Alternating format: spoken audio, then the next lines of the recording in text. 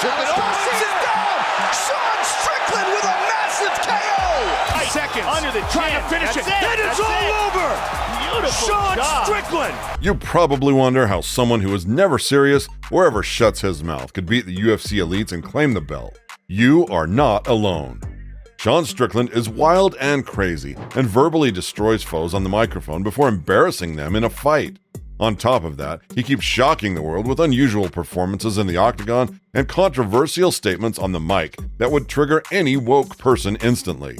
Let's look at those moments and see what made Sean Strickland one of the biggest stars in the company. And if you guys enjoy this video, please subscribe and be the force behind our push to 1,000 subscribers. Let's do this. King of controversy. If you are new to this sport, you are probably surprised about the UFC 296 brawl between Sean Strickland and Dricus Du Plessis. The crazy American was live on TV, but did not care where he was or who was watching him.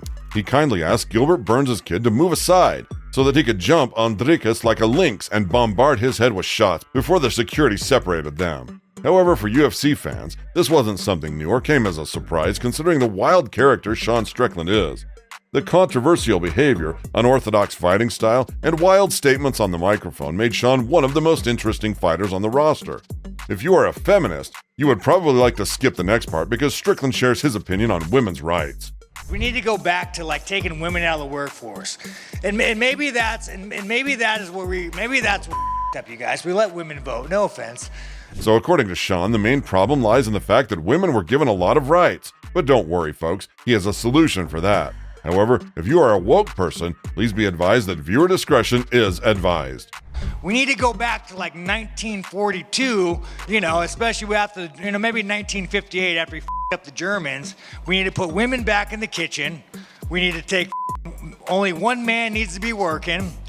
So I think as a collective man group, we need to elect somebody that's going to put women back in the kitchen, put one man working, raise the wages, and build a wall. Oh, and by the way, have you ever wondered what's the secret to courageousness? Well, Sean Strickland has an answer for that, too.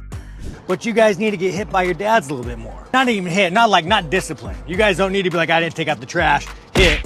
You guys need to get like an alcoholic rage beating, and then you'll start learning how to have, nuts. It almost seems like Strickland comes from another time to the future, as he can't stand the new generation of soft and feminine men, especially his countrymen, the Americans. The thing about fighting, dude, these days, there's a lot of especially Americans. And Americans are the biggest So, how many current American champs are there? Correct. You look at this badass Dylan just knocked me out. Bro, it's like Americans are soft as too much Starbucks. Life is too good for you. Comfortable. I'm almost hoping Russia nukes us just so our nuts get a little bigger, dude. But of course, some internet trolls would make fun of Sean and even challenge him to a fight. Usually regular fighters would ignore such trolls, but not Strickland. He even invited one of those online trolls to the ring to back up his words. The patriotic individual from the United States is unreserved in expressing his views on political matters, demonstrating a bold approach. He playfully voiced his concerns about China's utilization of child labor, injecting humor into the situation by pondering out loud how he might articulate such sentiments in the Chinese language. How do I say work harder, child? So when I start my clothing company and I open up a couple sweatshops, how do I get to the meat and potatoes of work harder? No food for you till you finish. But when it comes to the LGBT community, it seems that Sean Strickland has nothing against them, except for the fact that he is more Australian than Israel Adesanya. I am more Australian than fucking Izzy. Izzy is a Chinese man. I ride motorcycles. I sell boats. I like sex with hot women. Izzy likes sex with dudes. Nothing wrong with that, Izzy. It's personal preference. I'm sure Smo might be into it. Speaking of Izzy, Sean has some crazy theory about him that he revealed in public, asking Adesanya to confess it. The guy probably jerks off the cartoons. I hold that against you. I guarantee you, Izzy, you have jerked off the cartoons once in your life. Don't lie to me. As you can see, he is funny and controversial, and due to his antics, nobody could take him too seriously. However, he isn't just a big mouth who keeps trash-talking everyone, but can absolutely back up his words in the octagon. The unorthodox fighting style. Sean Strickland is known for his solid and upright fighting stance. What sets him apart is his unusual defensive skills, which reminds of Floyd Mayweather's. It's evident in the UFC's official significant strike defense statistic, where he holds the highest defense rate among active middleweight fighters at 65.4%. According to UFC commentator Joe Rogan, Strickland's commitment to defense is unmatched. Rogan mentioned that Strickland engages in more sparring than anyone in the UFC, and a mouthpiece that tracks hits shows that he gets hit less than anyone else, showcasing his impenetrable defense. A key element of Strickland's defensive strategy is his use of the Philly shell guard. This technique involves placing the lead hand on the lower torso and the backhand closer to the side of the face. This allows Strickland to effectively deflect strikes with his raised lead shoulder, as well as actively parry strikes and check kicks. On the offensive side, Strickland favors using his boxing skills. He applies pressure by consistently moving forward and pushing his opponents into boxing range. Once there, he employs jabs quickly, often followed by a big right cross. When it comes to wrestling, Strickland uses his skills defensively with an impressive 84% takedown defense rate. Additionally, he may actively seek top positions to reign with ground and pound on the opposition. You wonder how do these techniques work against the best in the world? Let's take a look at the time Sean Strickland shocked the MMA world in the octagon. Versus Brendan Allen. Nowadays, Brendan Allen is on fire. He is on a 6-fight winning streak and is considered one of the biggest prospects in the UFC's middleweight division. He is arguably the most well-rounded fighter in the division who can knock you out on the feet and snatch your neck on the ground. On November 14, 2020, he was matched against the one and only Sean Strickland. Brendan Allen was on a 7-fight winning streak at the time, and it looked like he would extend it to 8. Sean kept his composure, tagging Allen with a 1-2 combo without doing anything reckless. As the fight progressed, he challenged the opponent to his own realm.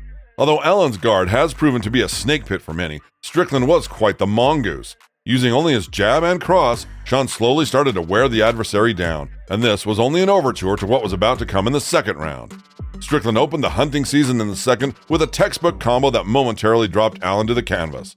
Sean intensified the assault with ballistic missiles and ended the torture seminar a minute and a half into the second round. Well, maybe the world was shocked since Allen was considered to be the future. Little did they know that Sean Strickland was the present.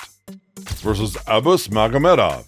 When Sean Strickland signed the fight deal for Abus Magomedov, the MMA community was shocked about why Sean would accept a fight against such a dangerous yet unknown fighter like Magomedov.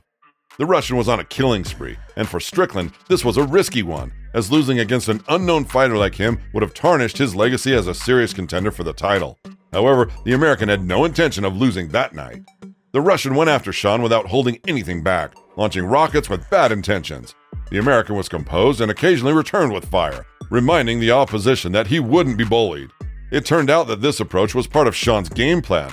It looked like he was letting the Russian unleash his energy and slow down before taking his turn in the attacks. Magomedov switched to his wrestling and took Strickland down. However, taking Sean down was easy, but keeping him there was not a walk in the park task. The fight was back on the feet, and Sean started to gain momentum in the second. He caught the foe with a fundamental boxing shot, and now Abus was retreating. Strickland seized the opportunity and stalked his prey into an ambush. The Russian survived the onslaught, but time was his only ally at this point. The pressure that Sean put on him was unbearable, and after unleashing torpedoes to the head, Abus was down and unable to continue. Versus Israel Adesanya. Believe it or not, this turn of events turned in Sean's favor as he was catapulted to the title picture. Dricus Du Plessis got injured and couldn't go for the championship. So on September 10, 2023, the UFC offered Sean the chance to face Israel Adesanya for the UFC Middleweight belt. Israel Adesanya is like the king of striking in the UFC and one of the best middleweights ever. Going toe-to-toe with him in a stand-up fight isn't the smartest move, considering his incredible skills that have puzzled opponents for years. Sean Strickland had only 2 months since his last match to prepare for Adesanya, which really wasn't enough time. People didn't think Sean stood a chance against Izzy, who was on a roll, dominating everyone in the division. Sean should have maybe worked on his wrestling and grappling to avoid a repeat of the Alex Pereira situation, but as stubborn as ever, he chose to keep it a stand-up fight.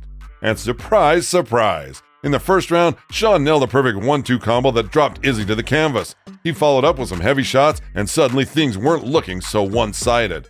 The next rounds were pretty close, but Sean stayed aggressive, using his boxing skills to keep Izzy on the defensive. The judges gave those rounds to Sean. Adesanya made a comeback in the fourth, but the fifth round was all Sean, landing strikes left and right. In the final moments, Sean was in Izzy's face, practically challenging him to a brawl. Israel didn't take the bait, but it didn't matter. Sean Strickland pulled off the unthinkable and beat one of the greatest middleweight champions of all time. Can you believe it? Well, as they say, never judge a book by its cover. Whoever underestimated Sean due to the unserious behavior outside the cage learned that the hard way. If you enjoyed the video, share your thoughts in the comments, smash the like button, and subscribe to help us reach 1,000 subscribers to keep the excitement going in the octagon.